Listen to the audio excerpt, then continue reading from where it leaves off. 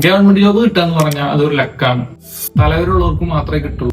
ഇങ്ങനെ ഒരു ഡയലോഗ് ഞാനും പഠിക്കുന്ന സമയത്ത് കേട്ടിരുന്നു. പഠിച്ചാൽ കിട്ടും, പഠിച്ചാൽ കിട്ടാത്തൊന്നല്ല ഈ ഗവൺമെന്റ് ജോബ് എന്നായിരുന്നു അന്ന് എന്റെ മനോഭാവം. റാങ്ക് ലിസ്റ്റിൽ കയറിയപ്പോഴേക്ക് മനസ്സിലായി പഠിച്ചാൽ മാത്രം പോരാ, കുറച്ച് ലക്കും വേണം ജോലി കിട്ടണമെങ്കിൽ. PSC കാൻഡിഡേറ്റ്സ് അറിയേണ്ട 3 പ്രധാന കാര്യത്തെ കുറിച്ചാണ് ഇന്ന് നമ്മൾ സംസാരിക്കാൻ പോകുന്നത്. അതിൽ ഫസ്റ്റ് വണ്ണാണ് why government job is a luck. Second വണ്ണാണ് how are the lucky peoples. Third ആണ് how to create own luck.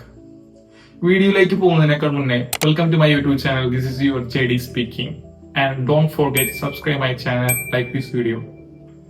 എന്തുകൊണ്ടാണ് ഗവൺമെന്റ് ജോബ് ഒരു ലക്കാണെന്ന് പറയാൻ കാരണം? PSCക്ക് വ്യക്തമായിട്ടുള്ള സിലബസ് ഇല്ല. എന്തുകൊണ്ടാണ് അത് വിളിച്ചു പറഞ്ഞത്? PSC സൈറ്റിൽ കയറി കഴിഞ്ഞാൽ ഏത് എക്സാമിനാണോ ആ എക്സാമിനുള്ള സിലബസ് ഡൗൺലോഡ് ചെയ്തെടുക്കാം എന്നാണ് നിങ്ങൾ ചിന്തിക്കുന്നെങ്കിൽ ഞാൻ പറഞ്ഞു വരുന്നത് അതല്ല. PSCക്ക് എന്തും ചോദിക്കാം. ഇന്നിപ്പോ നടക്കണ കാര്യം ഇനി 10 വർഷം കഴിഞ്ഞാൽ നടക്കാൻ പോകുന്ന കാര്യം, എന്തിനെ 10 വർഷം മുന്നേ നടന്ന കാര്യം വരെ ചോദിക്കാം. ഈ എന്ത് ചോദിച്ചാലും അത് PSC തരുന്ന ആ സിലബസിൽ ഉൾപ്പെടും. അതിലെ ഏറ്റവും വലിയ എക്സാമ്പിൾ ആണ് കറണ്ട് അഫയർ എന്ന് പറയുന്നത്. ഇനി നമ്മൾ കഷ്ടപ്പെട്ട് പഠിച്ച് ഒരു റാങ്ക് ലിസ്റ്റിൽ കയറിയെന്ന് വിചാരിക്കും. ഒരു 100 വാക്കൻസി ഉള്ള തസ്തികയിലാണ് നമ്മൾ എക്സാം എഴുതിയത്. അതിൽ നമ്മുടെ റാങ്ക് 100 ആണെന്ന് വിചാരിക്കുക. അപ്പൊ നമ്മൾ സ്വാഭാവികമായിട്ട് വിചാരിക്കും നമുക്ക് ജോലി കിട്ടും, കാരണം 100 വാക്കൻസി ഉണ്ട്, നമ്മൾ റാങ്ക് 100 ആണ്. അപ്പോഴാണ് അതിലേക്ക് റിസർവേഷൻ എന്ന് പറഞ്ഞ സംഭവം കടന്നു വരുന്നത്. 50% റിസർവേഷൻ ആണ് എന്ന് പറഞ്ഞാൽ 100 വേക്കൻസി ഉണ്ടെങ്കിൽ അത് 50% മാത്രമാണ് പഠിച്ചിട്ട് ജോലി കിട്ടുന്ന ആൾക്കാരുള്ളൂ. ബാക്കി 50% റിസർവേഷനിലേക്ക് പോകും. അവ നമ്മൾ വിചാരിക്കും കുറച്ചും കൂടി പഠിച്ചിട്ട് എന്താണ് ഒരു 50 റാങ്കിലുള്ള എത്തുകയാണെങ്കിൽ നമുക്ക് ജോലി കിട്ടുന്നു. എന്നാലും നമുക്ക് ജോലി കിട്ടാൻ പോകുന്നില്ല. കാരണം വെറും കട്ട് ഓഫിൽ കടന്നു കഴിഞ്ഞിട്ടുണ്ടെങ്കിൽ 10ഉം 15ഉം വെയിറ്റേജ് മാർക്കുള്ള ആൾക്കാർ നല്ല ടോപ്പ് റാങ്കിലെത്തും. അവർക്ക് 100% ജോലി സാധ്യത ഉറപ്പാണ്. ഇതെല്ലാം മറികടന്ന ഒരു സാധാരണക്കാരൻ ഗവൺമെന്റ് ജോബ് വാങ്ങുകയാണ് വെച്ചെങ്കിൽ അത് ലക്കല്ല, ഹാർഡ് വർക്കാണ്. ഞാൻ പറഞ്ഞു വരുന്നത് എന്താണെന്ന് വെച്ചാൽ ഹാർഡ് വർക്ക് ചെയ്യാതെ ഗവൺമെന്റ് ജോബ് കിട്ടുന്നവരുണ്ട്. അതാണ് ഞാൻ പറഞ്ഞു വരുന്നത്. ആരൊക്കെയാണ് ഈ ലക്കി പേഴ്സൺ? ഫസ്റ്റ് ആയിട്ട് കട്ട് ഓഫിൽ കിടക്കുകയാണെങ്കിൽ 100% ജോലി സാധ്യത ഉറപ്പുള്ള ആൾക്കാരാണ് ഇവര്. വെയിറ്റേജ് മാർക്കുള്ള ആൾക്കാർ, എക്സാമ്പിൾ ആയിട്ട് sports person, ex serviceman, handicapped ആയിട്ടുള്ള ആൾക്കാർ, ഇവർക്ക് മാക്സിമം 35 മാർക്ക് വരെയാണ് കിട്ടാൻ പോകുന്നത്. സെക്കൻഡ് ആണ് റിസർവേഷൻ. കട്ട് ഓഫിൽ കിടക്കുകയാണ് വെച്ചെങ്കിൽ 50% ജോലി സാധ്യത ഉറപ്പാണ്. SC ST മുസ്ലിം പോലത്തെ മൈനോറിറ്റി വിഭാഗക്കാർക്കായിരിക്കും ഈ റിസർവേഷൻ മെയിൻ ആയിട്ട് കിട്ടാൻ പോകുന്നത്. തേർഡ് ആണ് ഓപ്പൺ കാറ്റഗറി.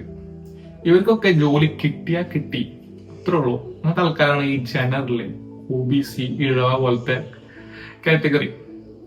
ഈ വെയിറ്റേജ് മാർക്ക് എന്ന് പറഞ്ഞിട്ടുണ്ടെങ്കിൽ ഒരു 5 മാർക്ക് അല്ലെങ്കിൽ ഒരു 10 മാർക്ക് അവർക്ക് കിട്ടുന്നുണ്ടെങ്കിൽ അവരതിനു വേണ്ടിയിട്ട് കഷ്ടപ്പെട്ടുണ്ടാവും. ബട്ട് ഈ റിസർവേഷനെ കുറിച്ച് എന്താണ് നിങ്ങൾക്ക് പറയാനുള്ളത്? നിങ്ങളുടെ അഭിപ്രായം എന്താണെങ്കിലും കമന്റ് ബോക്സിൽ കമന്റ് ചെയ്യുക. How to create our own luck. PSC ഒരിക്കലും നമ്മുടെ ബുദ്ധിശക്തി അളക്കാനല്ല ഒരു എക്സാം നടത്തുന്നത്. അങ്ങനെയാണെങ്കിൽ എന്തിനാണ് നമുക്ക് ഓപ്ഷൻസ് തരുന്ന ചോദ്യത്തിന്? PSC എന്ന് പറഞ്ഞാൽ ഒരു മൈൻഡ് ഗെയിമാണ്. Pressure, prediction, luck.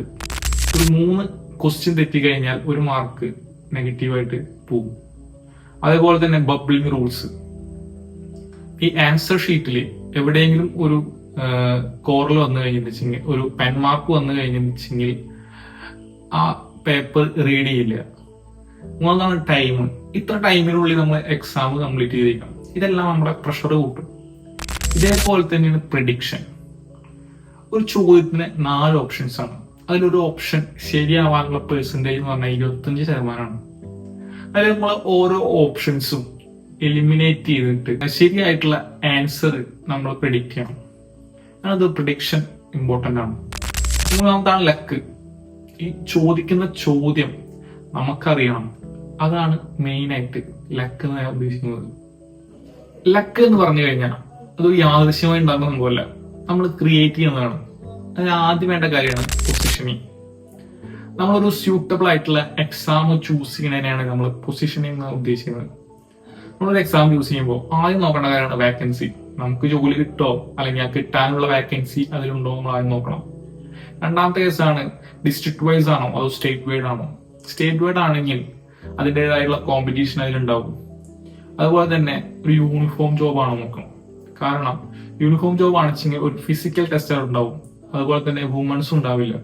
അതുകൊണ്ട് ജോലി കിട്ടാൻ കുറച്ചും കൂടി സാധ്യത കൂടുതലായിരിക്കും. ഇത്തരം കാര്യങ്ങൾ നോക്കിയിട്ടായിരിക്കും നമ്മൾ സ്യൂട്ടബിൾ ആയിട്ടുള്ള ഒരു എക്സാം ചൂസ് ചെയ്യുന്നത്. സെക്കൻഡ് ആണ് പ്രിപ്പറേഷൻ. ഒരു ക്വസ്റ്റ്യൻ പേപ്പർ എടുത്തു കഴിഞ്ഞാൽ അതൊരു 10th ലെവൽ ആയിക്കോട്ടെ അല്ലെങ്കിൽ ഡിഗ്രി ലെവൽ ആയിക്കോട്ടെ, അതിൽ 3 രീതിയിലാണ് ക്വസ്റ്റ്യൻസ് ചോദിക്കുക. ഒരു 30+ ബേസിക് ക്വസ്റ്റ്യൻസ് ഉണ്ടായിരിക്കും, ഒരു 30+ ഇന്റർമീഡിയറ്റ് ക്വസ്റ്റ്യൻസ്, ഒരു 30+ ടോപ്പ് ലെവൽ ക്വസ്റ്റ്യൻസ്. ഈ ബേസിക് എന്ന് പറഞ്ഞു കഴിഞ്ഞാൽ വെച്ചെങ്കിൽ ഒരു ചോദ്യം ചോദിച്ചു കഴിഞ്ഞെന്ന് വെച്ചാൽ ആ ചോദ്യമായി റിലേറ്റ് ചെയ്ത 2 ഓപ്ഷൻസ് ആണ് വരുള്ളൂ. ബാക്കി 2 ഓപ്ഷൻസ് ആ ചോദ്യമായിട്ട് ഒരു ബന്ധം ഉണ്ടാവില്ല. ഒരു 50-50 ക്വസ്റ്റ്യൻസ് വേണമെങ്കിൽ നമുക്ക് പറയുന്നതിന്. സെക്കൻഡ് ആണ് ഇന്റർമീഡിയറ്റ്. ഈ ഇന്റർമീഡിയറ്റ് എന്ന് പറഞ്ഞു കഴിഞ്ഞാൽ വെച്ചെങ്കിൽ ഡയറക്റ്റ് ആയിട്ട് ചോദ്യം ചോദിക്കാതെ ഇൻഡയറക്റ്റ് ആയിട്ട് ചോദ്യം ചോദിക്കും.